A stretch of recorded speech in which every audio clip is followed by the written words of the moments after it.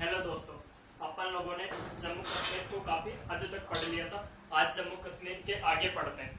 अपन शुरुआत में पढ़ते हैं जम्मू कश्मीर में प्रशासनिक व्यवस्था। जम्मू कश्मीर, आपको इससे पहले कुछ चीजों को बता देता हूँ। जो पहले कश्मीर और लद्दाख था, ध्यान से देखिए।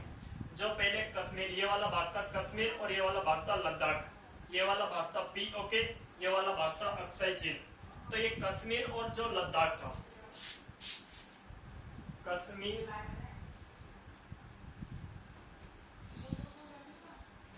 और लद्दाख,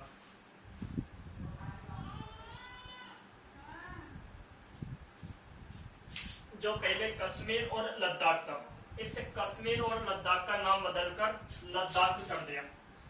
कश्मीर और इस लद्दाख का नाम बदलकर इस पूरे का नाम, पहले इस वाले भाग का नाम था कश्मीर और इसके अलावा भाग का नाम था लद्दाख। लेकिन वर्तमान में इस कश्मीर और लद्दाख, इस पूरे वाले भाग का नाम बदलकर कर दिया, इस पूरे वाले भाग का नाम कर दिया लद्दाख। और जो पहले जम्मू था, जो पहले जम्मू था, उस जम्मू का नाम कर दिया जम्मू कश्मीर।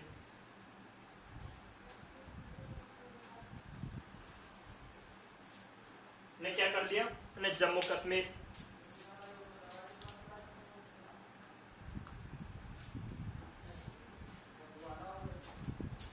ऐसा डिसीजन गवर्नमेंट ने क्यों लिया? क्योंकि जम्मू कश्मीर में से धारा 35 है और 370 हटी थी, तो जम्मू कश्मीर का विवाद यूएनओ तक पहुंच गया था। पाकिस्तान इस बात को लेकर यूएनओ तक पहुंच गया, तो इंडियन गवर्नमेंट ने दिमाग लगाया कि कश्मीर और लद्दाख वाले भाग का नाम बदल दिया लद्दाख और इसका नाम कर दिया जम्मू। जम्मू में हिंदू धर्म को मानने वाले लोग अधिक रहते हैं, ये थोड़ा शांत इलाका है। और जो कश्मीर, कश्मीर में मुस्लिम धर्म को मानने वाले लोग अधिक रहते हैं। यहाँ पे यानी कि आतंकवादी हमले वगैरह होते रहते हैं। और ये वाला भाग है लद्दाख, तो इस वाले भाग का नाम कर दिया लद्दाख और इस वाले भाग का नाम कर दिया जम्मू कश्मीर। यानी कि इंडियन गवर्नमेंट ने सोचा कि अगर भारत पर कोई कार्रवाई की जाएगी, विदेशों से अगर कोई दूत आएंगे, वो कहेंगे कि आप कि कश्मीर को दिखाइए, हम देखना चाहते हैं कश्मीर की क्या स्थिति है। तो गवर्नमेंट ने क्या किया, कश्मीर और लद्दाख का नाम बदल कर दिया लद्दाख। अब और जम्मू का नाम कर दिया जम्मू कश्मीर। तो भारत के लोग कि जो अमेरिका वगैरह कहीं का भी राजदूत आएगा, उस राजदूत को लेकर कहाँ पे जाएंगे, राजदूत कहेगा कि कश्मीर बता, उसको अपन लेकर जाएंगे इस वाले कश्मीर में, कहाँ पे, यहाँ वाले लेकर इस वाले भाग में लेकर जाएंगे। और ये वाला भाग कैसा है, शांत है। ये वाला इलाका कैसा है, शांत है, कैसा है, शांत है। अब कि जम्मू कश्मीर, जम्मू कश्मीर और लद्दाख, जम्मू कश्मीर एक केंद्र शासित प्रदेश है और लद्दाख एक केंद्र शासित प्रदेश है। तो केंद्र शासित प्रदेश राष्ट्रपति के अधीन होता है। केंद्र शासित प्रदेश, जितने केंद्र शासित प्रदेश है, वो सारे के सारे राष्ट्रपति के कंट्रोल में होते हैं। केंद्र शासित प्रदेशों का काम क्या होता है कि सड़कों का निर्माण करवाना, सड़कों पर झाड़ू लगवाना, नालियां साफ करवाना, ये सारा काम होता है केंद्र शासित प्रदेशों का। किसका होता है, केंद्र शासित प्रदेशों का। अब अपन बात करने वाले थे कि जम्मू कश्मीर में प्रशासनिक व्यवस्था की। जम्मू कश्मीर में वर्तमान में राज्यपाल का शासन चलता है, राज्यपाल व उपराज्यपाल का शासन चलता है। जम्मू कश्मीर का वर्तमान में उपराज्यपाल मनोज सिन्हा।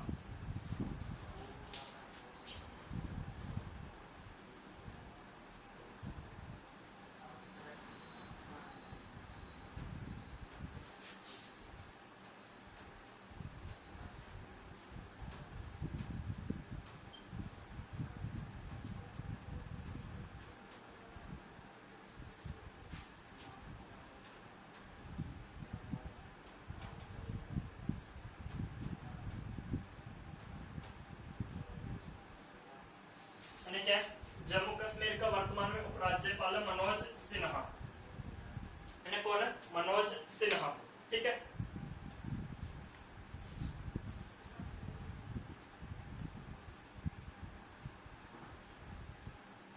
तो जम्मू कश्मीर, ठीक है। अब क्या हुआ कि जब भारत 1947 में आजाद हुआ, तो मैंने आपको जिस दिन भी बताया था कि जब भारत की आजादी से पहले भारत में 565 देशी रियासत थी, जिनमें से 20 देशी रियासत पाकिस्तान में चली गई और 545 देशी रियासत भारत में रह गई थी, और उनमें से 542 देशी रियासत भारत में राज्य से ही सम्मिलित हो गई थी। उनको उनकी सरदार वल्लभ भाई पटेल ने सम्मिलित कर लिया था, लेकिन 3 देशी रियासत सम्मिलित नहीं हुई थी। उनमें एक थी हैदराबाद, एक थी जूनागढ़, एक थी जम्मू कश्मीर। जम्मू कश्मीर के राजा हरि सिंह जम्मू कश्मीर को एक अलग देश बनाना चाहते थे, लेकिन जब पाकिस्तानियों ने हमला कर दिया तो जम्मू कश्मीर के राजा ने पंडित जवाहरलाल नेहरू के पास फोन किया, और यानी कि पंडित जवाहरलाल नेहरू ने उनकी मदद की। उसके बदले जम्मू कश्मीर को भारत में सम्मिलित कर लिया। लेकिन हरि सिंह का जो प्रधानमंत्री था उसका नाम था शेख अब्दुल्ला। उस शेख अब्दुल्ला वो बहुत चतुर था। उस शेख अब्दुल्ला ने जम्मू कश्मीर यानी कि कुछ शर्तें रखी कि जम्मू कश्मीर भारत में सम्मिलित होगा, कि भारत का एक राज्य है, कोई दिक्कत नहीं, लेकिन जम्मू कश्मीर को एक विशेष राज्य का दर्जा दिया जाएगा। साथ ही उसने धारा 35A और 370 को जुड़वा दिया। राजा हरि सिंह का जो प्रधानमंत्री था शेख अब्दुल्ला ने चतुराई का उपयोग करते हुए जम्मू कश्मीर को एक विशेष राज्य का दर्जा दिला दिया, और इनकी 35A और धारा 370 लगवा दी, और यानी कि कहा कि जम्मू कश्मीर में राष्ट्रपति शासन नहीं लगेगा, जम्मू कश्मीर में राष्ट्रपति शासन नहीं लगेगा, और जम्मू कश्मीर का एक अलग संविधान होगा। सन 1957 में जम्मू कश्मीर का एक नया संविधान बना था, ठीक है। इस संविधान के तहत यदि जम्मू कश्मीर में इनके राष्ट्रपति का शासन नहीं लगाया जा सकता, वहां पर राज्यपाल शासन लगता है। लेकिन यदि राज्यपाल शासन की अवधि 6 महीने से अधिक हो तो फिर उस कंडीशन में राष्ट्रपति शासन को लगाया जा सकता है। ये सारा काम था जम्मू कश्मीर का। लेकिन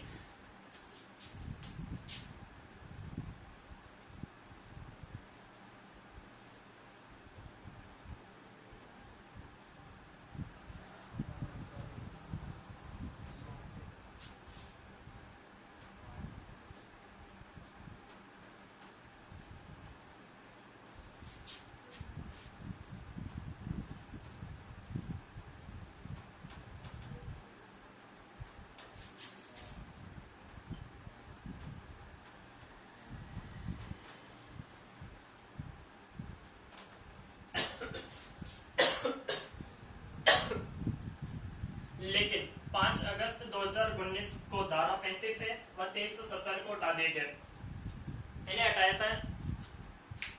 इन्हें हटाया था भारत के गृह मंत्री अमित शाह व प्रधानमंत्री पंडित जवाहरलाल नेहरू ने। अब 2 धारा थी, एक तो धारा 35 और एक धारा 370। तो पहले यानी कि संसद में इनकी धारा 370 को हटाने के लिए बिल पारित किया गया था। पहले संसद में धारा 370 को हटाने के लिए बिल पारित किया गया था। अब ये धारा 35A क्या है और धारा 370 क्या है?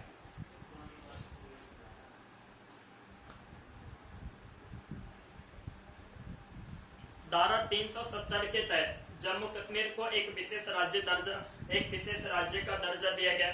जम्मू कश्मीर का एक अलग संविधान था।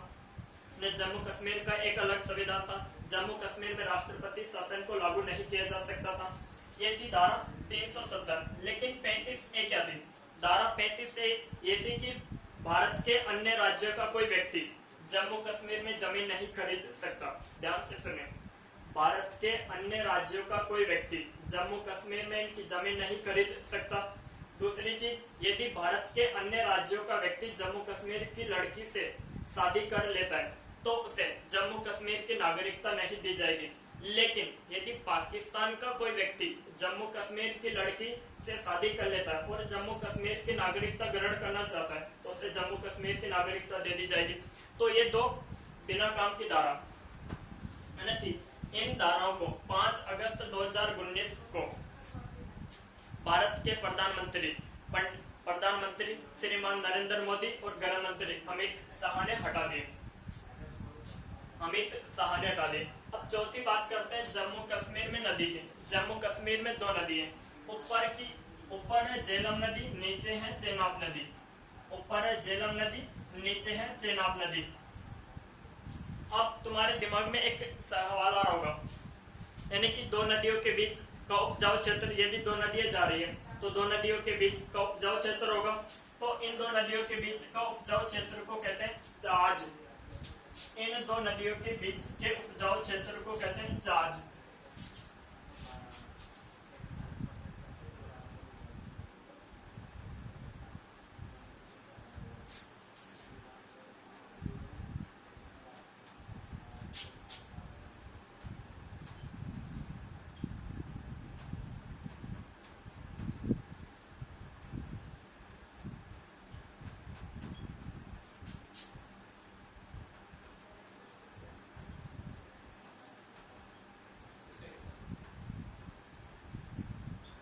यानी क्या कहेंगे, चार्ज।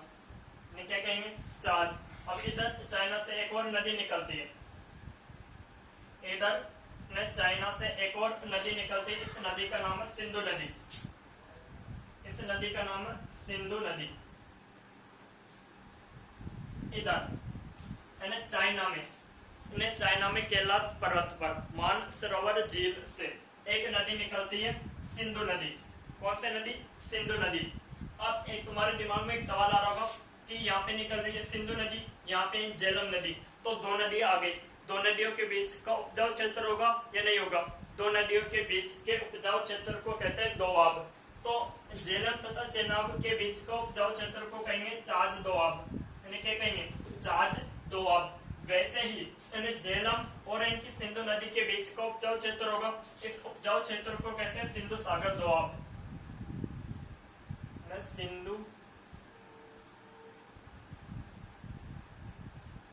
सागर दोआब में क्या कहेंगे, सिंधु सागर दोआब। अब बात करते हैं जम्मू कश्मीर में ग्लेशियर की।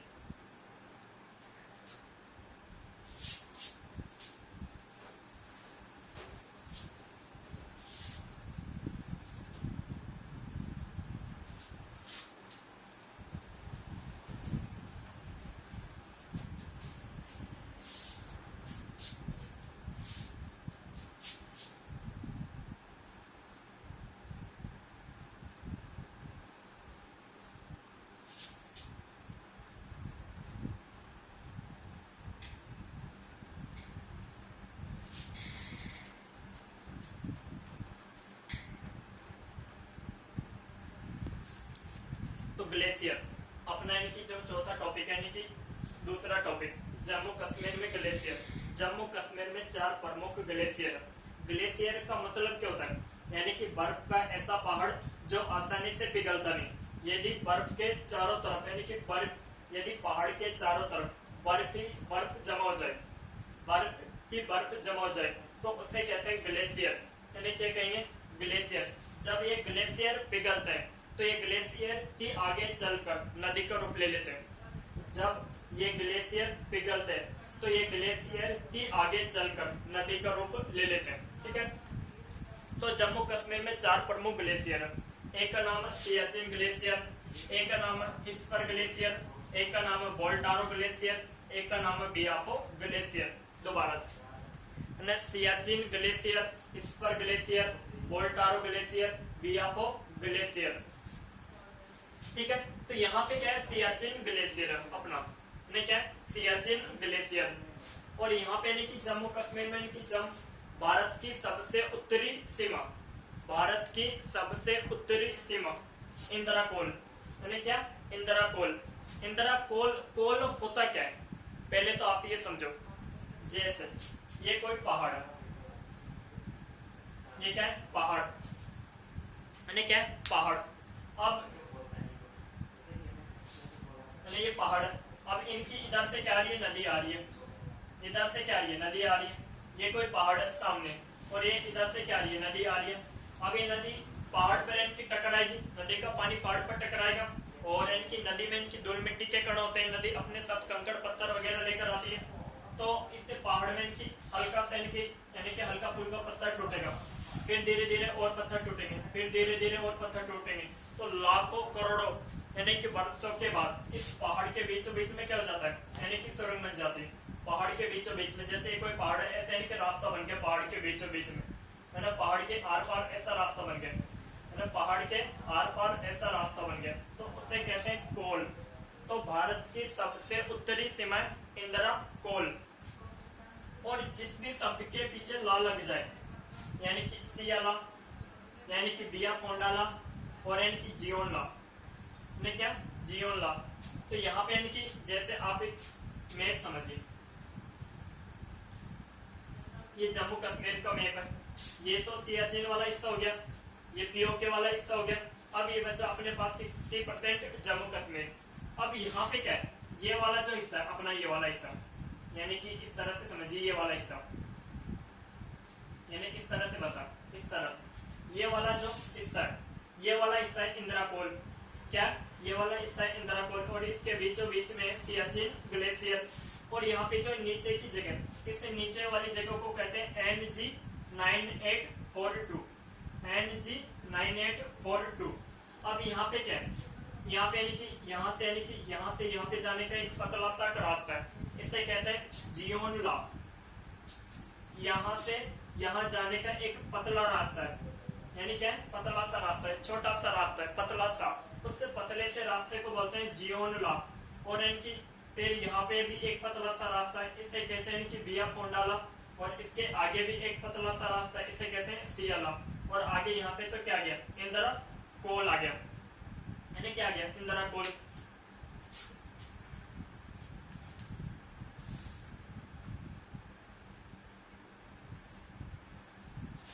ठीक है, अब आप यहाँ पे समझ लें, यहाँ पे अक्साई चीन है और यहाँ पे है लद्दाख। तो यहाँ पे यानी कि 8 यानी कि छोटी छोटी पहाड़ियां हैं, जिन्हें नाम दिए गए, मैंने finger point 1, finger point 2, finger point 3, finger point 4, finger point 5, finger point 6, finger point 7, finger point 8। तो क्या होता है कि जो फिंगर पॉइंट 4 तक भारत की है, और इनकी finger point 5, finger point 6, finger point 7, finger point 8 China के कब्जे में। अब भारत 5 तक पेट्रोलिंग कर लेता है, लेकिन चाइना कहता है कि इनकी फिंगर पॉइंट इनकी 4 मेरा है, और भारत के सिर्फ इनकी finger point 1, finger point 2, finger point 3 है। तो इस बात को लेकर भारत और इनकी चाइना के बीच में यहाँ पर इनकी सियाचिन ग्लेशियर में इनकी यहाँ पे इनकी लड़ाई दंगे होते रहते हैं, यहाँ पे लड़ाई दंगे होते रहते हैं। ठीक है दोस्तों, आपको ये वीडियो कैसा लगा? यदि आपको ये वीडियो अच्छा लगा तो प्लीज कृपया मेरे चैनल को लाइक, कमेंट एंड सब्सक्राइब करें। थैंक यू दोस्तों। अगला वीडियो जो अपनी नेक्स्ट क्लास होगी वो होगी हिमाचल प्रदेश के ऊपर। जब तक के लिए जय हिंद।